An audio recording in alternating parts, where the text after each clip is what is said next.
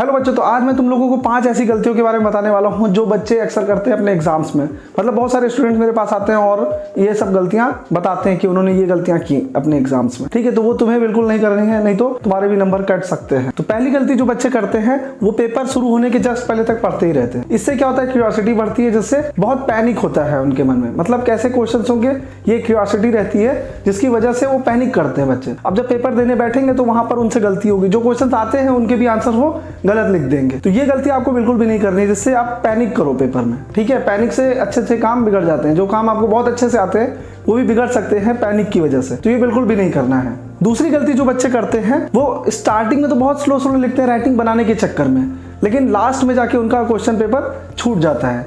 बहुत सारे स्टूडेंट जो मेरे खुद के स्टूडेंट्स हैं, ऑफलाइन स्टूडेंट्स, वो आते हैं मेरे पास और बोलते हैं कि आता तो मुझे सब था लेकिन मेरे से पेपर छूट गया। मतलब वो पूरा पेपर कर सकते थे बट टाइम की कमी पड़ गई, वो ऐसा बोलते हैं। तो 3 घंटे तो शुरू से मिलते हैं, सभी को 3 घंटे ही मिल रहे हैं। कुछ बच्चे पूरा पेपर कर दे रहे हैं और तुम्हारा क्वेश्चन पेपर छूट जा रहा है। ऐसा क्यों हो रहा है? क्योंकि तुमने कुछ गलती की। तुमने स्टार्टिंग में बहुत स्लो लिखा राइटिंग बनाने के चक्कर में और अंत में जाके तुम्हारा क्वेश्चन पेपर छूट गया। तो प्रैक्टिस पहले से करनी चाहिए थी, नहीं किए हो तो ये टिप को जरूर फॉलो करना। स्टार्ट से ही फास्ट लिखना, ठीक है।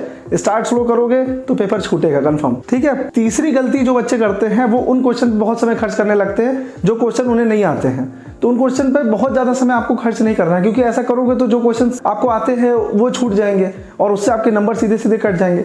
बात समझ में आ रही है? तो जो क्वेश्चन आपको बहुत अच्छे से नहीं आता है, मतलब क्लियर नहीं है आपके आंसर्स आपके मन में, तो आपको क्या करना है, उस क्वेश्चन को थोड़ी देर के लिए स्किप करना है और आपको पूरा पेपर सॉल्व कर लेना है। जब पूरा पेपर सॉल्व हो जाए फिर उस क्वेश्चन को टच करना है, ठीक है। ऐसा नहीं कि उसको छोड़ने के लिए मैं बोल रहा हूँ, उसमें भी आपको कुछ ना कुछ अटेम्प्ट तो करना ही है, बट ये जो अटेम्प्ट आप कर रहे हो इसमें टाइम बहुत वेस्ट ना हो, जिससे आपके आगे के जो क्वेश्चन जो आपको अच्छे से आते हैं, परफेक्टली आते हैं, वो क्वेश्चन छूट जाए। तो चौथी गलती जो बहुत सारे स्टूडेंट्स करते हैं, सीरियल वाइज ना लिख के वो मेजर मार्क्स के क्वेश्चन पहले लिख देते हैं और जो माइनर मार्क्स के क्वेश्चन उन्हें बाद में करते हैं। इससे वो ये सोचते हैं कि जो मेजर मार्क्स के क्वेश्चन पहले हो जाएंगे तो मेजॉरिटी नंबर्स आपके कंफर्म हो जाएंगे, बट इससे एक कंफ्यूजन एग्जामिनर के लिए क्रिएट हो जाती है। वो ढूंढता है आंसर्स को आपकी आंसर शीट में, इससे उसका बहुत समय वेस्ट हो सकता है और नंबर इधर उधर हो सकते हैं। पॉसिबिलिटी बन जाती है नंबर इधर उधर होने की। मान लो कि 5 मार्क्स का कोई क्वेश्चन है जिसमें उसने 3 नंबर दे दिए गलती से, क्योंकि बहुत समय नहीं होता, वो भी इंसान है, तो 3 नंबर उसने दे दिए, तो तुम्हारा तो 2 नंबर वेस्ट हो गया ना।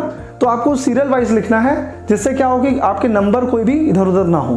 5वीं गलती जो बच्चे करते हैं वो क्वेश्चन पेपर को बहुत अच्छे से पढ़ते नहीं है। मतलब उन्होंने जल्दबाजी की और क्वेश्चन गलत पढ़ा और उसका आंसर लिख के चले आए। ये मैथ्स में ज्यादा होता है, बट इन सब्जेक्ट्स में भी पॉसिबिलिटी हो सकता है, ठीक है। तो क्वेश्चन को 2 बार पढ़ो, एक बार पढ़ो फिर रीचेक करो कि आपने जो क्वेश्चन पढ़ा है वो सही है, ठीक है, फिर उसका आंसर लिखने की कोशिश करो। बात समझ में आ रही है?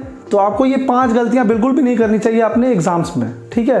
जैसे सीबीएसई बोर्ड का एग्जाम तो कल से ही शुरू हो रहा है, all the best for your exams, और यूपी बोर्ड का एग्जाम परसों से स्टार्ट हो रहा है, तो उनको भी all the best. I hope आप ये गलतियां बिल्कुल भी नहीं करेंगे जिससे आपके नंबर कटे।